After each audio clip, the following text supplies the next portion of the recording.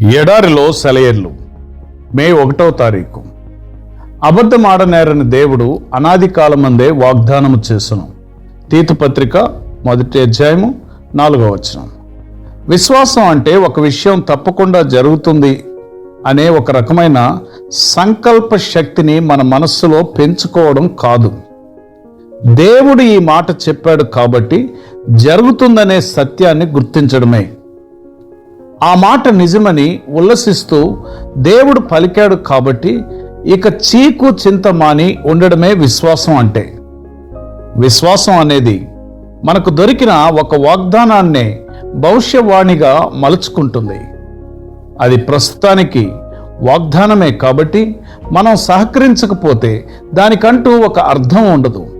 అయితే దాన్ని విశ్వాసానికి జోడిస్తే ముందు జరగబోయే విషయాన్ని ఇప్పుడే తెలుసుకోవడం అవుతుంది. మనలో ఓ నమ్మకం కలుగుతుంది. ఇది తప్పకుండా జరిగి తీరుతుంది, ఎందుకంటే దేవుడు అబద్ధమాడడు కాబట్టి. చాలామంది ఎక్కువ విశ్వాసం ఇమ్మని దేవుణ్ణి ప్రార్థిస్తూ ఉంటారు. అయితే వాళ్ళ ప్రార్థనల్ని సూక్ష్మంగా గమనించి వాటి నిజమైన అర్థాన్ని పరిశీలిస్తే అవి నిజానికి విశ్వాసం కోసం ప్రార్థనలు కావని అర్థమవుతుంది. వాళ్ళు కేవలం తాము విశ్వసించిన దానిని ప్రత్యక్షపరచమని ప్రార్థన చేస్తుంటారు. నిజమైన విశ్వాసి ఇది నాకు మంచిని చేకూర్చేది గనక దేవుడు నాకు ఇచ్చాడు అనడు. ఏమంటాడంటే, దేవుడు దీన్ని నాకు ఇచ్చాడు గనక ఇది నాకు మంచిదన్నమాట. విశ్వాసం అంటే చీకట్లో దేవునితో నడుస్తూ తన చేతిని వదలకుండా పట్టుకోమని దేవుణ్ణి ప్రార్థించి దేవుడు తన చెయ్యి పట్టుకుని ఉన్నాడన్న ధైర్యంతో ఉండడమే. నీ విశ్వాసంపై విశ్వాసాన్ని కాదు, తనపై విశ్వాసాన్నే అడిగాడు విశ్వకాపరి. మన యేసు నా చెంతకు రండని పిలిచాడు. తనపై విశ్వాసాన్ని అడిగాడు.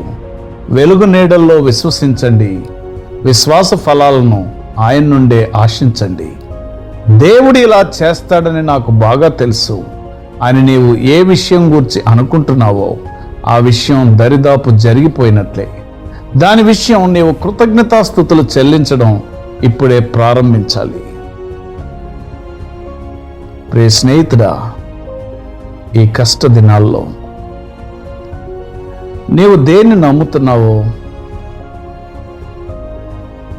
దాని మీద విశ్వాసం కాదు, దేవుడు ఈ మాట చెప్పాడు కాబట్టి తప్పకుండా జరుగుతుంది అని దేవుని మీద ఆధారపడి నిజమైన విశ్వాసాన్ని నీవు కలిగి ఉండినట్లు ప్రభువు నీకు సహాయం చేయనుగాక.